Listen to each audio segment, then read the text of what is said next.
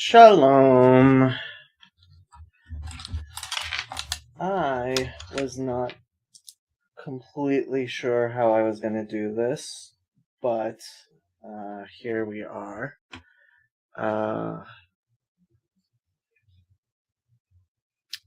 So, Paul discussed my discussion yesterday on his channel, and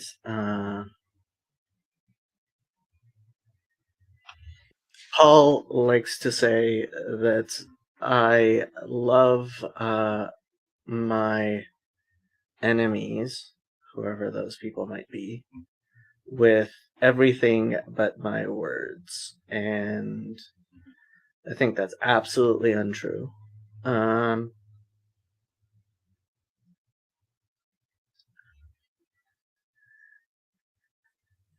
I don't have any enemies.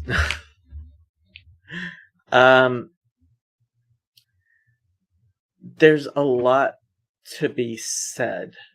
And frankly, one of the things that gave me pause was the fact that Jordan Cooper himself was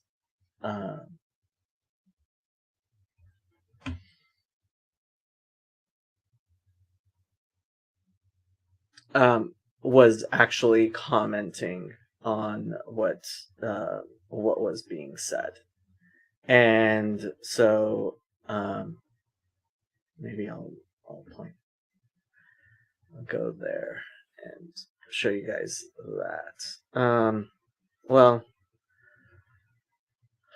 let me show this comment, which I pointed out to Paul himself, actually.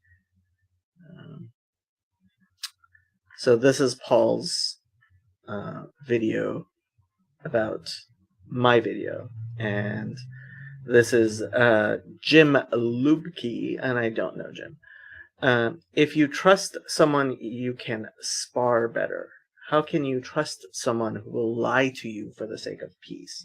Now, I may have been misunderstanding Jim. Hopefully not, but wouldn't be the first time I misunderstood something. I thought he was making a reference to the Jews and their lies. And that's part of the reason that I named this video what I did. By the way, if anybody wants to join this discussion, it might be easier for me not to meander and babble if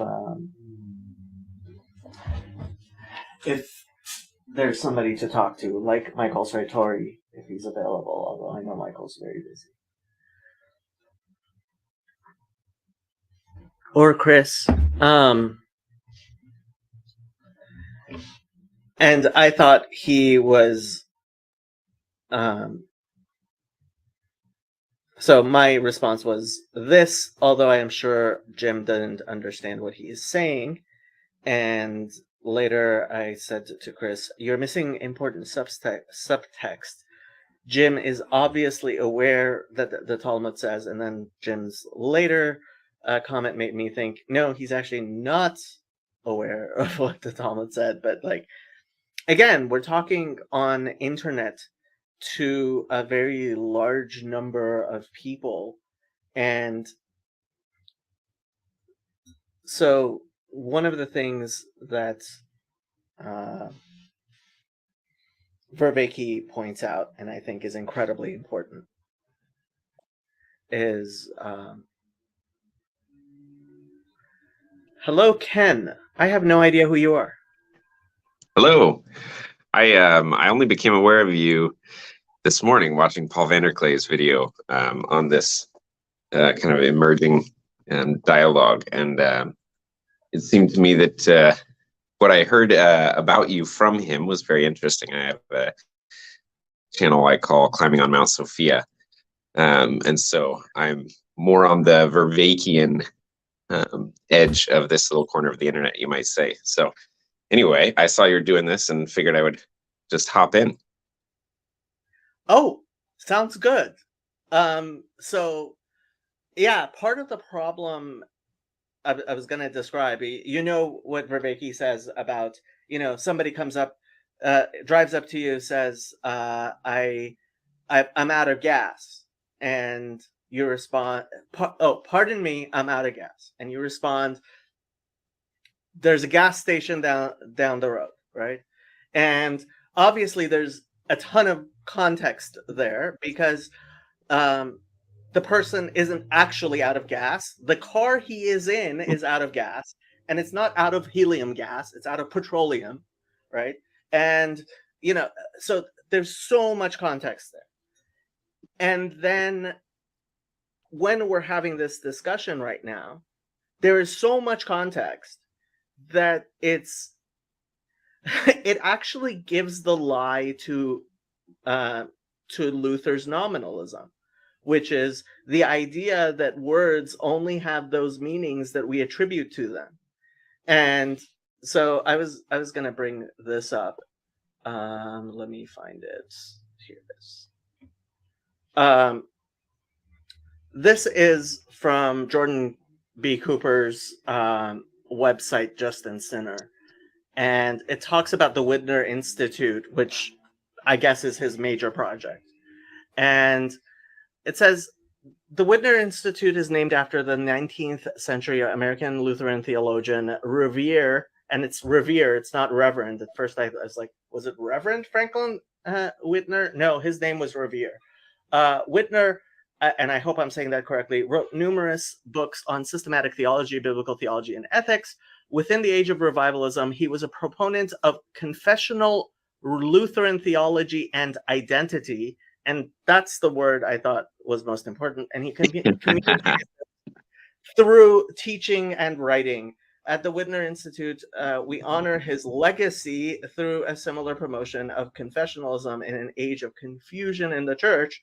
So Jordan B. Cooper has two saints, apparently, Revere Franklin Widner and Martin Luther.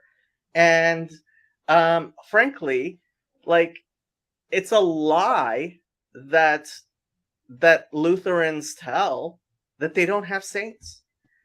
I almost named this, would a saint by any or by any other name be less schismatic? So I guess I want to pick up on one of the things you're saying, because I think so many times, and this was in Paul's video this morning when he was talking about, or when he cited the video from Jordan Cooper and the other guy he was talking to, I don't remember his name, but when they were distinguishing between kind of these levels of identity, I think that's a lot of what's going on here. Is there's a lot of confusion, and John's video in response to Dr. Cooper, I think, did a beautiful job of talking about this. Is like, we're talking to some degree at cross purposes, because the question is, like, are we trying to establish a historical narrative? Are we trying to defend a specific individual's position, right? Like Luther, or are we interested in maybe the more grand vision of where it's taken us? Are we trying to defend some specific identity? I mean, if that's your project, to defend the identity of confessional Lutheranism, I mean, that is a project. That's not really one I'm necessarily interested in. I mean, there may be I think there are important distinctions to be made that might be helpful in, say, tracking down the etiology of some of these ideas that were maybe more harmful, and maybe that's helpful in what Dr. Cooper seems to have articulated in his critique of John's video. I can certainly understand that, but yeah, I guess some of what I'm getting out of this whole thing is that, maybe it's an opportunity to lean into the fact that sometimes we can get caught at different levels of analysis that aren't necessarily that meaningful. I see, that's the thing. Switching levels of analysis, it may be the most important thing that we do without recognizing that we do it. Garth is a very wise man who doesn't who spends his time listening to me while pushing buttons as a machinist. And I believe he actually is a Lutheran. He says, I mean, on that logic, any Lutheran theologian that a Lutheran fancies is a saint. So saints just become theological intellectuals. Yes, they do. I mean, what are you going to pour into the term saint? And the fact is, the reason I settled on the Lutherans and their lies is obviously it's a reference to Martin Luther's On the Jews and Their Lies. And if you're going to be here as a Lutheran partisan, guess what? I'm going to attack you on the basis of Luther. Like if and that was mostly what I was thinking about Cooper. You know, if Cooper is going to be, aren't saints usually more than just bookworms? In a sense, yes. But look, Garth, if you're not at work, just jump on. He probably is at work. Well, you might say that the question of whether someone is a saint or not, there's two sides of it, right? You can make the claim that someone is a saint kind of on their own ground, or you can make a case that someone is treated as a saint by someone else, and those are kind of two different claims. It seems to me that you're making one of those and Garth is making the other. Well, look, Lutherans like to think that they have no saints, that there is no such thing as a saint. And it's like, if there are no saints, stop calling yourself a Lutheran. Like, that performative contradiction already puts you outside of the conversation that we're having. If you're going to call yourself a Lutheran, then we can't have an honest discussion. Sure. Because there's a performative contradiction in that. And look, is Jordan B. Cooper going to stop calling himself a Lutheran? Of course not. He can't. So what's the point of having an honest dialogos with somebody who has no capacity to stop calling himself a well, so here would be maybe at least what comes up for me when you say that would be that, you know, there's I guess two different ways you could approach this. Maybe would be, for one thing, it's not completely obvious to me that that Cooper is operating from a standpoint of partisan Lutheranism. Now, I do agree that he's defending Luther. That's clear, but it may be the case that it's more of an effort to bring clarity to things that he feels are unjust claims or ambiguous or those kinds of things. And maybe there's value to that. But the value to be found in that is likely has more to do with how that sheds light on the broader picture, more so than does that mean we should all become Lutherans or not? Does that seem like a more reasonable level to engage this? Okay, so there is a value to polemical debate, which is you get two people to stand and defend a position. And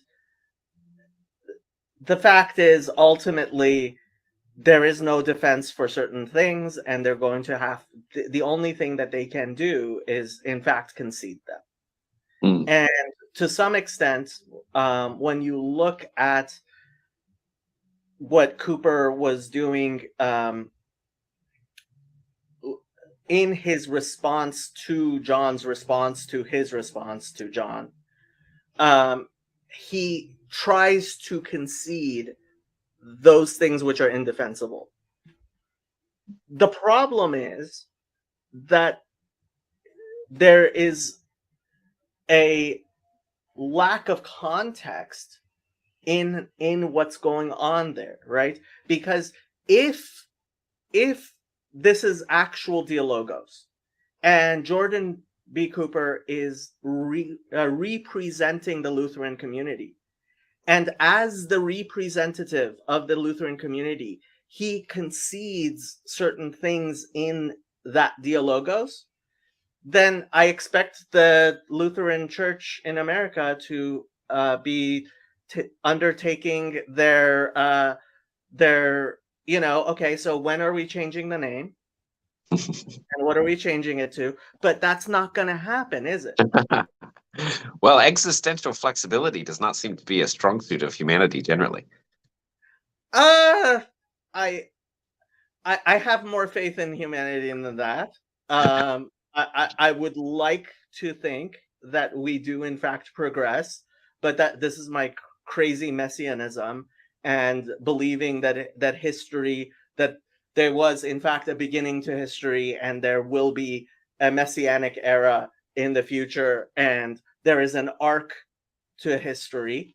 And ultimately, I mean, if Cooper is going to be involved in this corner as an honest actor, he's going to have to stop calling himself a Lutheran. He just is. Well, interesting. I don't know that I would have much to add to that level, but I would say that I think, if I'm hearing you correctly, it's a matter of, it sounds like you're saying that constitutive to being a player in this corner of the internet is the disidentification with any specific formulation, as opposed to the pursuit of truth. Okay. Or is that right? So, okay, look. So, for example, you barely know me. You've never heard of me before. I'm Jewish. And sure. I was very involved in the anti-Zionist movement. Okay. And I stopped calling myself an anti-Zionist because of all the anti-Semites. And so a lot of people in my camp have started calling themselves non-Zionists because we don't want to give any succor to the anti-Semites. At the same time, there are people on my channel, for example, Chezi, I jokingly call him a rabid Zionist. He's not so rabid, but he is definitely a Zionist, right? And he is a very important person on this channel, right? And if I were to convince Chezi that he was wrong, I would have to go find somebody else to be here to represent the Zionist position, right? I see. And so there are valid positions in this corner of the internet. There are some positions which simply will not last in this corner because they're just so obviously stuck in something which you just, the first thing you get to when you get here is stop doing that. That's not acceptable. And so we can for example, I'm trying to get a friend of mine who is she's a conservative rabbi, conservative Judaism, right? Which is not conservative in any way, okay? Of a Reform synagogue, but all the Jews in this corner of the internet are all Orthodox Jews. There are no Reform and conservative Jews. I've met a few, but they're not very involved in this little corner of the internet. There's a reason for that. It's an indefensible position. Based on all of the things that we in this corner talk about, like, it becomes really, really obvious that Reform and conservative Judaism and all the Jews that get involved here eventually move away. And yes, Caleb, it's obvious. You cannot be a Lutheran in this little corner of the internet because one of the things that we've become very aware of is you need to have saints. And Luther was just plain wrong about that. And the fact that Lutherans call themselves Lutherans is is a very obvious, completely obvious performative contradiction from the things that Luther taught. And so Lutherans themselves, by virtue of calling themselves Lutherans, are admitting Luther was wrong and Luther should not be a saint. So it's like, yes, if you are a Lutheran in this corner of the internet, the first thing you have to do is bury Luther. You just have to. So I'm curious about your proposal there that saints are a necessity. I'd like to hear you expand on that a little bit. Maybe this is because I'm not terribly familiar with your videos, but I'm interested if you can kind of package that together for me. One, what do you mean by a saint? And two, why are they indispensable? Okay, so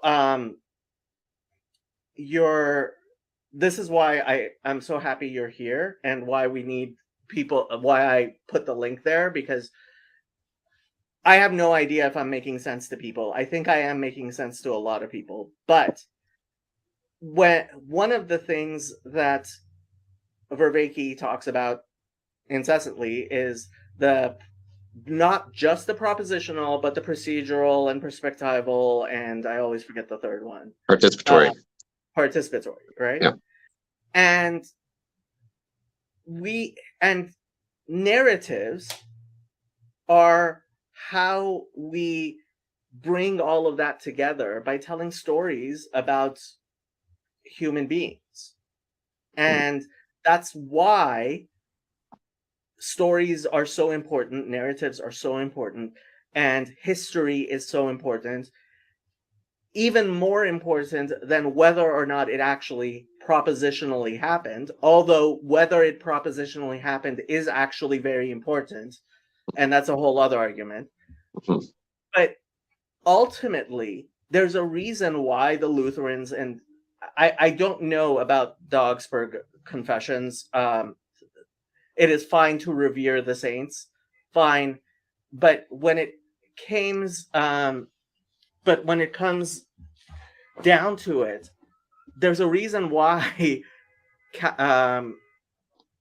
Lutherans call themselves Lutherans. Their priests dress up as Martin Luther on Martin Luther's Saint's Day, and they have statues of Martin Luther, and they name things after Martin Luther, because in order for us to understand things, we have to have these narratives, which I know Vervaeke wants to move past.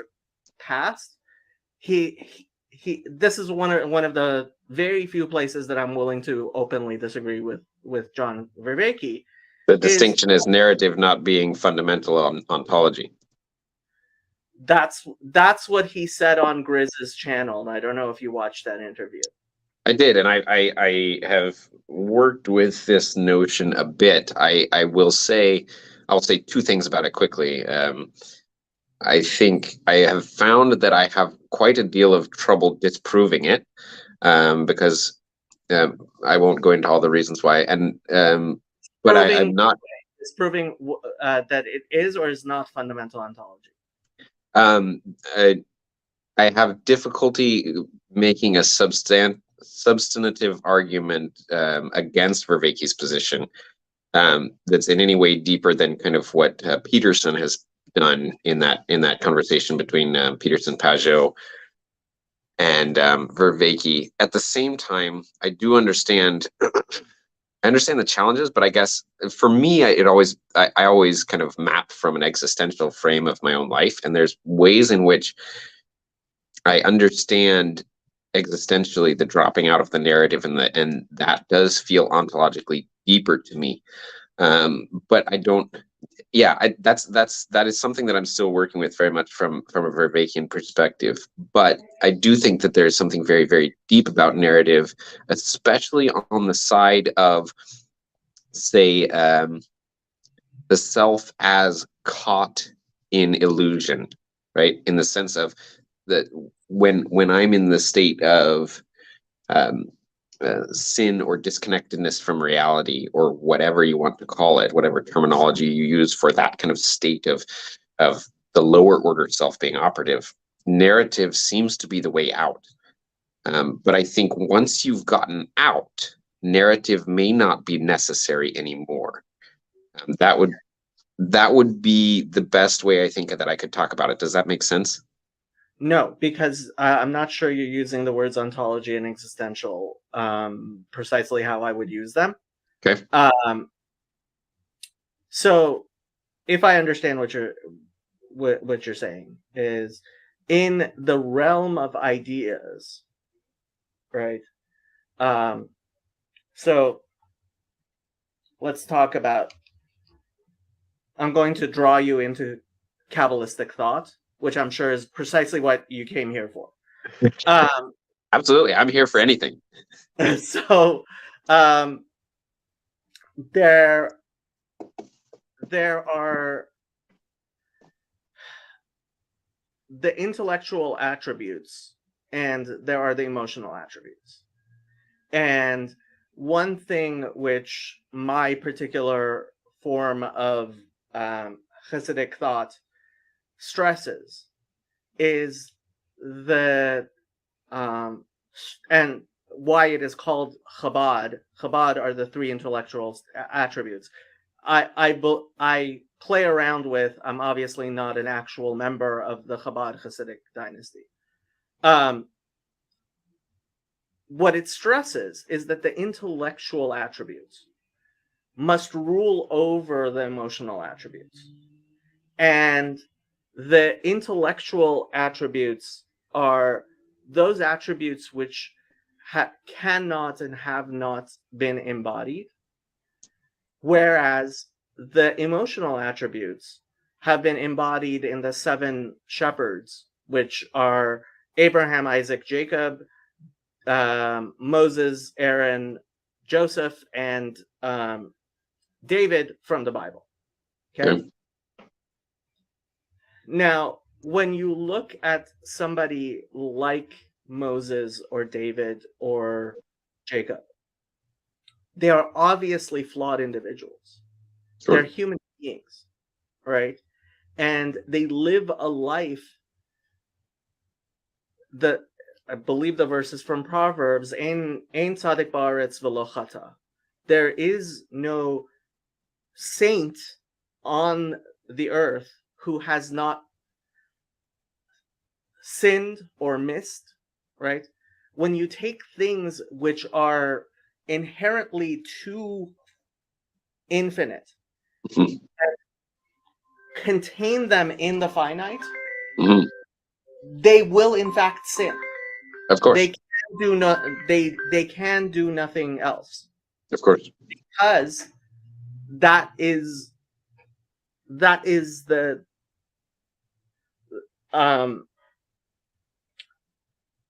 that's the state of being finite.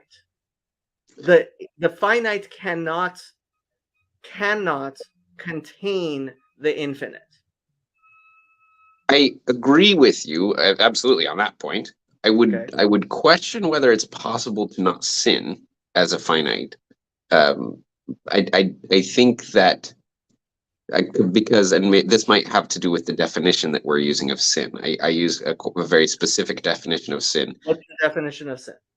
The definition of sin that I use to speak from with Vervakian language would be the artificial constraining of relevance realization based on a model of reality that I hold in a finite space.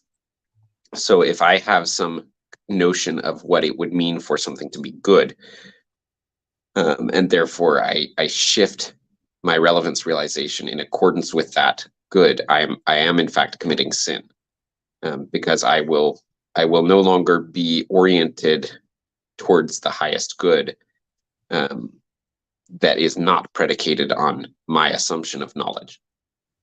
Okay. So, in a sense, you're using the classical definition of sin, which is to miss the mark. Yes. The difference between idolatry and true theism is I often use the example of a constant versus a variable, you can do arithmetic with a constant, right? You can say 2 plus 3 equals 5. You can't do arithmetic with variables well. 2x plus x equals 3x. But you're still, there's that variable there, right? Yeah. Yeah. And God, if he is not an idol, is a variable, not a constant. Absolutely. Absolutely. Yes. Agreed. And when the mark, when what you are aspiring to is the infinite, is that variable, you will never you will always, no matter how well you shoot, you will always miss the mark. That's inevitable. And this would be actually, I think, where I would say we might be talking at two different levels here, because I would say that while the finite can never contain the infinite, the finite can in fact be in proper relationship to the infinite. And I think that fundamentally, we as finite beings are called not to contain the infinite, but rather to be in proper relationship to it. And I would say we are called to represent the infinite, and that is to become symbols of the infinite, as it were. Would that be fair? Yeah, and that is theosis. That is what all the religious people keep on talking about in this little corner of the internet. Yep, agreed. And this is, I think, a place where we can come back to Vervaeke's insistence that narrative not be primary, because from this space, as a finite being, for me to postulate some sort of utopic finality to the narrative of history will pull me out of the proper relationship to the transcendent, because I have to conceive of some kind of utopic vision, and therefore I'm no longer properly operating as the finite symbol, but I'm trying to understand. I'm trying to, as the finite, take the position of vision of the infinite. Now, that's not to say there is no underlying narrative frame happening at all. I'm not trying to say that. It's just that the perspective, taking the perspective, necessitates the move into idolatry. Okay, well, so I'm 100%, I think we're agreeing. You're just not using the same theological language I would, which says, I believe what you're saying more clearly, which is that God is one and his name is one, but God is not his name. His name merely represents him. Yes. And so when we have, for example, the seven shepherds, right? They are, so what I often say, God is love, God is truth, God is justice. Love is not God, justice is not God, and truth is not God, right? Because, and it's funny, but like, not sure how much Hebrew you know, but the background here is the Tetragrammaton. And there's a reason why we don't mention the Tetragrammaton, right? And yes, that is the Tetragrammaton in the shape of a human being, making a shape of a human being, right? Okay. Because God himself is in fact ineffable. And is the fact we don't try to pronounce the Tetragrammaton is self-referentially, and you might really like a discussion I had with Cal on my channel where we get into this, is self-referentially understanding that whatever we say about God, right? Any finite representation of God fails to contain God. Certainly. But in order to speak about God, we have to use his name. Yes. And to use his name in vain is one of the worst sins you can commit. And to believe that a representation of God is in fact God is one of the biggest mistakes you can make. At the same time, this this tension, right? So and it doesn't show up in English translations of the Bible the way it does in Hebrew. Okay. There are places in Hebrew where the word God is used and it's referring to human beings. And so in the English translations, they'll either put it in lowercase g, or they'll sometimes even translate it like the judges as opposed to God, right? And this is a fundamental, and I discussed this at some length with Father Stephen. With it's one of the most popular videos I've ever had. Father Stephen DeYoung came on my channel, biggest guest I've had on my channel as an actual guest. Yeah. Paul isn't as big as Father Stephen, I don't think, but he shows up sometimes. But we don't mean to insult Paul here. Not at all.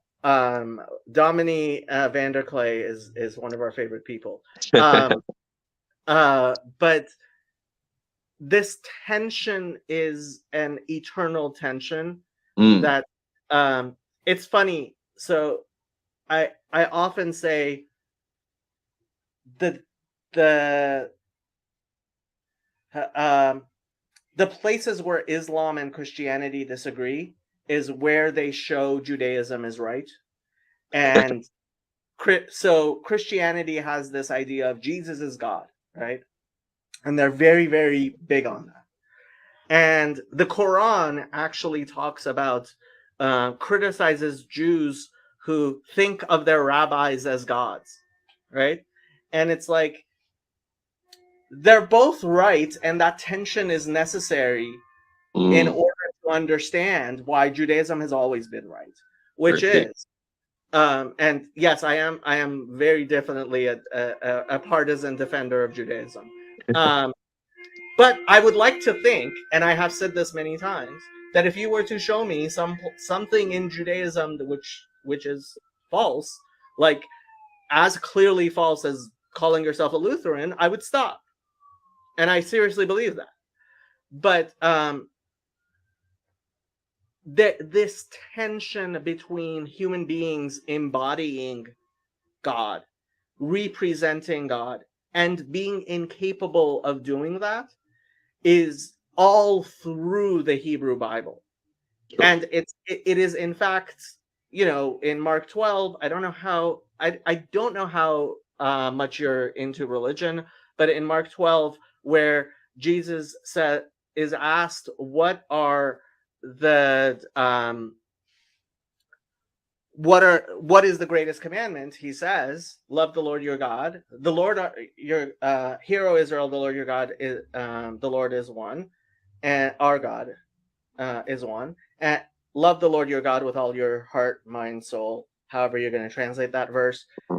And the second is like it, love your fellow as yourself.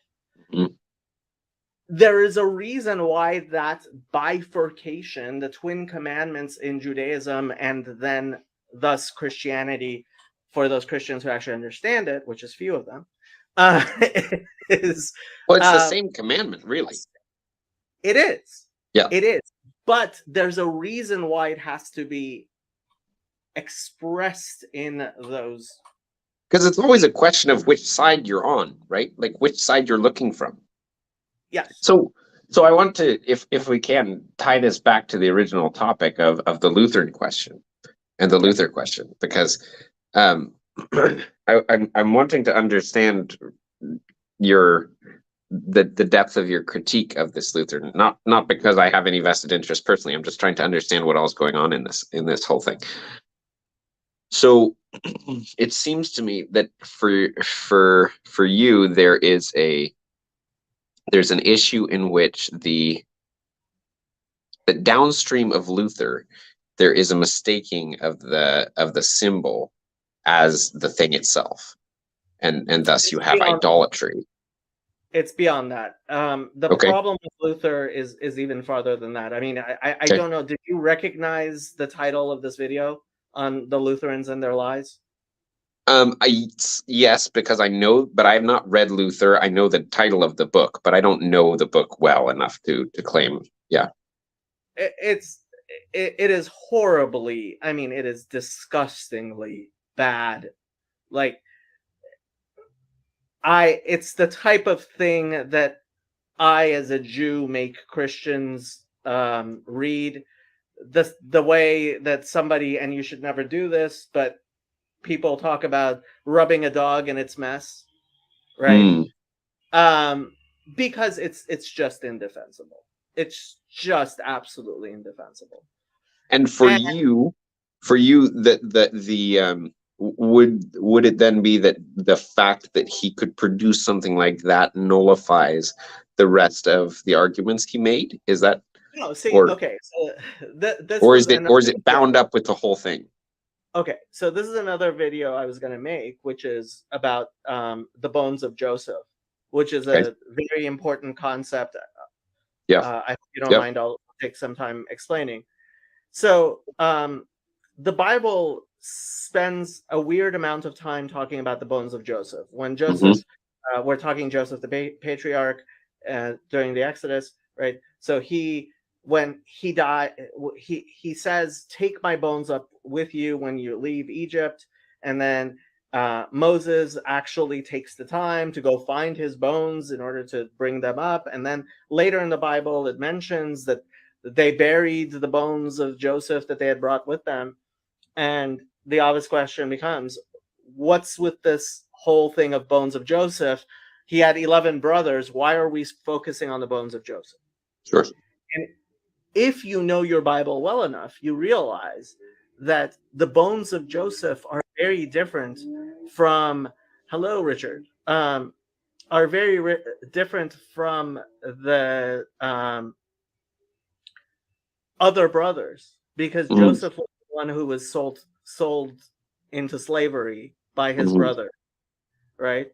And this sin against Joseph, which had a sort of redemptive arc Seed. within, yes, seed in it, right? These bones, and the Hebrew word bone actually also means essence, right? Mm.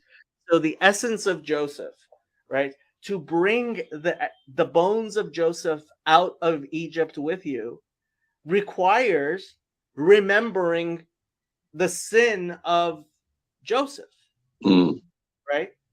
And so there's a reason why we remember Joseph much more than we remember the other 11 brothers.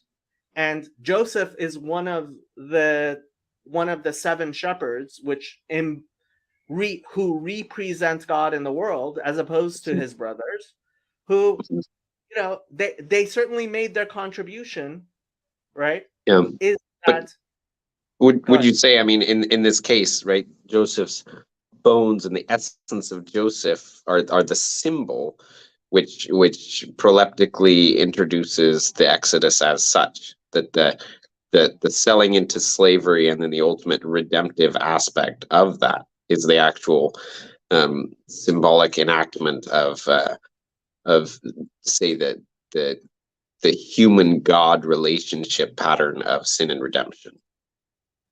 Yeah, a particular aspect of it, Sure, a very sure. particular aspect. Certainly not totalizing, of course, but But and a very important particular aspect of it, which Christians often just completely gloss over, which so Rabbi Akiva is famed to have said, "Kol derachmana avid latav avid." Everything that the merciful has done, he has done for the good, right? mm, And the example I give of that is children's hospitals, right? What are children's hospitals? They're these buildings where we take little kids and we stick needles in them and we cut them open and we give them poison and we strap them down and we torture them. mm, That's what a children's hospital is. mm, And so I detest and I hate children's hospitals. But children's hospitals need to exist. And I would give money to and I do give money to children's hospitals, despite the fact that because they are not good things in and of themselves, they are for the good. Yeah, and don't measure too soon. And don't measure too soon, and you know, there are other things, and so the sin, like, what are the bones of Joseph? The bones of Joseph is not the entirety of Joseph, right? Yeah. It's the good that we can bring out of Joseph, right? And so understanding that Martin Luther had good effects in the world, and I have to say, we have to recognize that the Protestant Reformation had good things, and if we are going to be That's indispensable. In a sense it is. Yeah. Yes. Yeah. But at the same time, Martin Luther is not a saint. He was for the good. He was not good. And so we have to bury Martin Luther.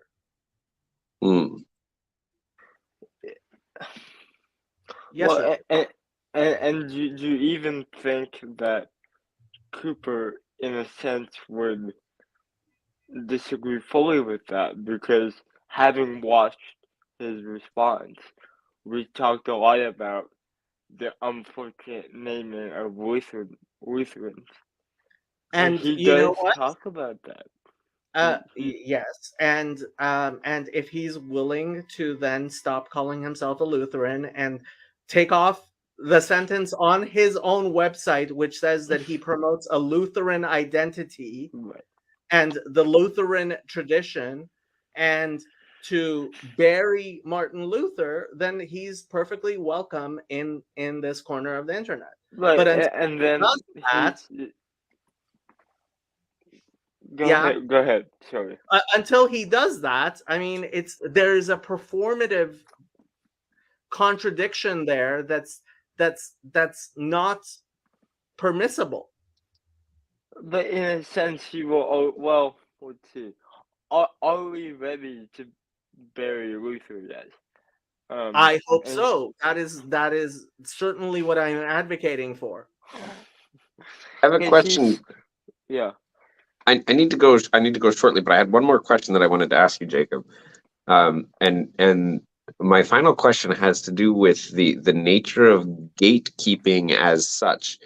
And just I hear where you're coming from, and I'm not trying to be confrontational with this question, but I'm one of the things that I'm quite, I don't know if it's exactly a trigger for me, but it's certainly something that causes me pause, is anytime there's some sort of exclusion based on, because you call yourself a Lutheran, you have to leave. I certainly understand your position in terms of, okay, if you're going to let go of a position, or you're going to concede positions, you need to modulate your identities appropriately. So that's the thrust of my question. Yeah, like, okay, I am not actually kicking Jordan B. Cooper out of this little corner of the internet. There's no mechanism for me to do that, and I wouldn't if I could, I wouldn't. At the same time, there has to be a cultural norm that when you concede, I shouldn't be calling myself a Lutheran, then I expect you to stop. And this really is the difference between Sam Harris and why Sam Harris has lost so much credibility in this corner, is even after he has discussions where he has to concede things, next week it's exactly still the same, and it's as if the conversation never took place. Yeah. All right. Well, hey, thank you so much for chatting with me. I very much enjoyed it, and I wish you all the best. Nice to meet you, Richard. You too, Okay. Kim. Come back another time. All right. What was your channel again? Oh, I forgot what his channel's name Oh, he has a was. channel. Okay. He does have a channel. Something about Mount Sophistry or something. Sophia Okay. Mount. Interesting. Well, Cooper. Yeah, he's not gonna give up the name because Why? historical happenstance. Historical happenstance. You know what? And yeah. That's unacceptable. We'll see how the conversation goes. I think it'll go really well. I'm glad Sam brought up the Peugeot conversation that I just forgot about, unfortunately, because that I was a went back really and listened to it. yeah. And what did you think?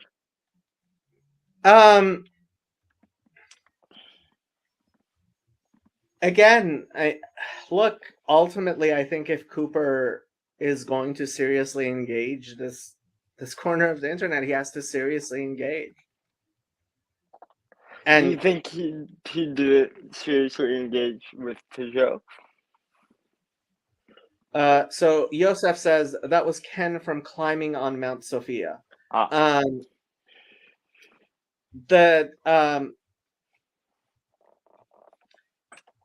Well, he seemed to engage in the video, but the fact is he's an apologist. He is a representative of a position, and there is I almost named this video in defense of polemics, because we do need yeah. And apparently he hosted a convo between Vervaeke and DC Schindler. I don't Really? actually know DC Schindler. I've heard the name. But there's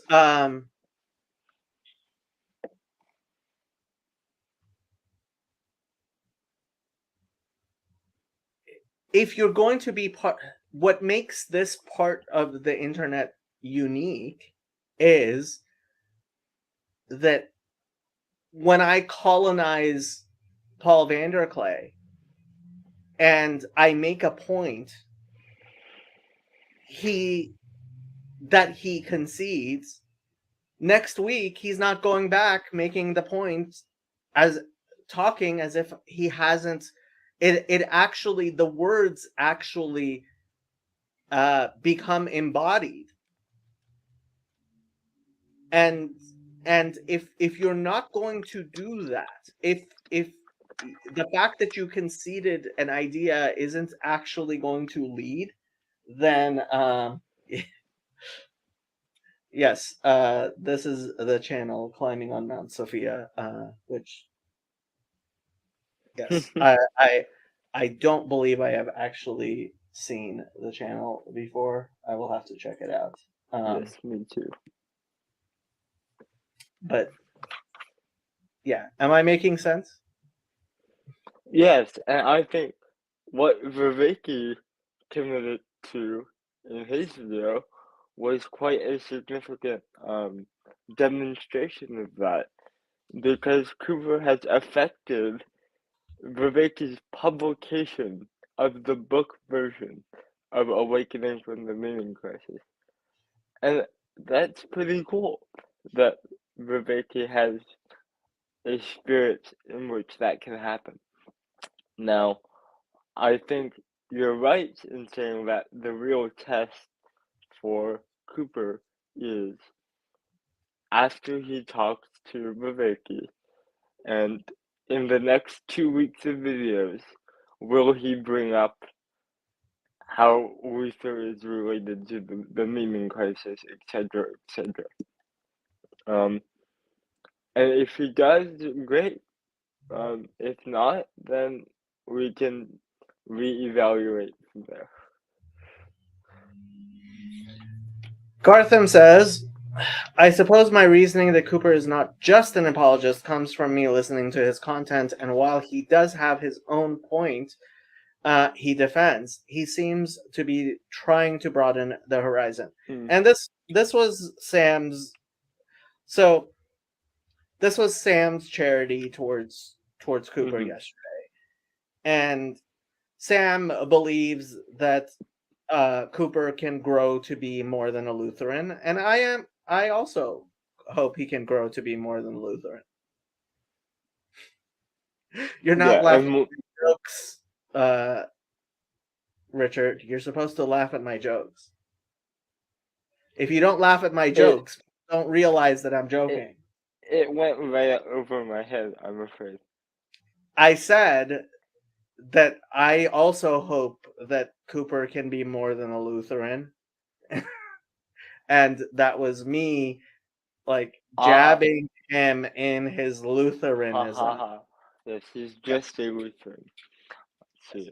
Horizon of Ha ha information and ha. other cultural thought. At the end of the day, we all have Yes. that we defend.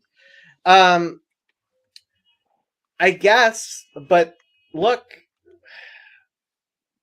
that this goes back to what I was another point I was going to talk about, which is um, 1 equals 3 invariably leads to 2 plus 2 equals 5, which is if you're going to be that tolerant of things which are obviously wrong, like the Trinity, then it's I'm there's no conversation that can be seriously had. It's and yes, I realize that's poking the Trinitarians in their axioms. But But at some point, as a Trinitarian, you're going to have to say, yes, the Trinity is rationally indefensible. It is. It is rationally indefensible. And yeah, if we and can't have that discussion, what is this little corner doing? but we can have that discussion, right? Because you and Sam and others, I assume, who also critique the Trinity, are here and are allowed to critique it. And after Sam, because I haven't listened to much of Sam's channel, but after I think he talked about the Trinity yesterday, and yeah, I'm going to have to do a bit of digging there. Sam had a new Uh, video yesterday. I didn't no, notice. no, for some reason I remember somebody talking about the Trinity, and I'm assuming it was him in the live stream yesterday. I can't remember what the context was, but something about it either being Christians concede it's either rationally indefensible or no, it wasn't Sam.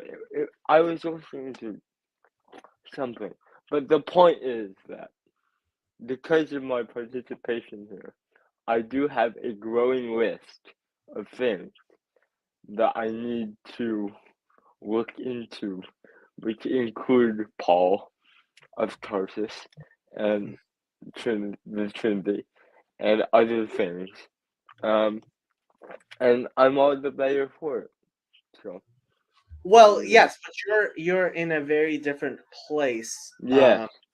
than the people who are actually having the discussions here, which is you know when and that's why you need polemical debates Mm-hmm. with people representing, right? So when um, I talk to somebody like Sam, that's a very different type of Yeah. discussion than I have with you, where you're like, you're trying to figure out what I'm saying, whereas oftentimes with Sam, we know our Yeah. positions, we're just explicating them for everybody else Yeah. who's listening. Garth says, I like Bishop Barron's conception of the Trinity on Lex Friedman. First of all, he misspelled Lex Friedman. There's no E in Friedman. Second, I don't remember which particular one he spoke about, but Father Bishop Barron is very he loves what's called the social trinity, which is the idea that the Trinity embodies love, which I have a video on. Is the Trinity loving? And shockingly, the answer is no. Um, you never expected that, right? No, not at all. Not from you, Jacob. The social trinity is just narcissism.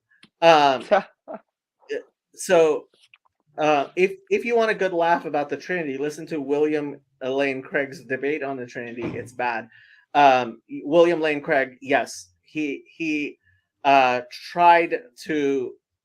He has tried to come up with a new conception of the Trinity, which is logically defensible. It's more logically defensible than every other version of the Trinity we've had so far, but the fact that Craig has had to come up with his own version of the Trinity, and it's the best one yet, should really tell you how strong the Trinity is in this debate, and it's not. And that's why even Trinitarians are like screaming at him that he's modalist, and in a sense, he is a modalist. That includes what's her name, Bethel McGrew. She's been she calls him a modalist, and she's right. But that's as good as the Trinity is going to get. The Trinity as three rational faculties just sounds like nonsense to me. Well, you could just get rid of those four words as three rational faculties and say the sentence more clearly. The Trinity just sounds like nonsense to me.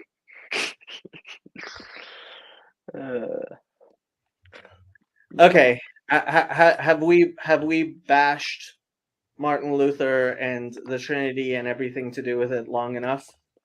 I think so. You were doing it for 45 minutes before I got here, so I'm sure that was pointy. I think I'll have a just chatting stream after this if people want to chat, but I'm going to take a little break and then and probably even do some work, and then I will have a just chatting stream if people want to come on and chat.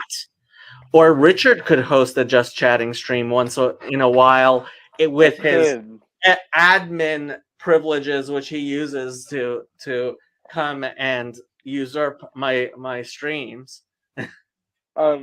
Sure, because that's happened often. Never. Okay. Yes, I will will. get the broadcast and probably do a just chatting stream later. I will see you soon. Unless you want to, if you want to stick around and host for a little bit, Richard, that's fine. Sure. How do you relabel the thing? You know what? I'll just end the broadcast and you can start a new one. Okay. Okay. Cool. Goodbye.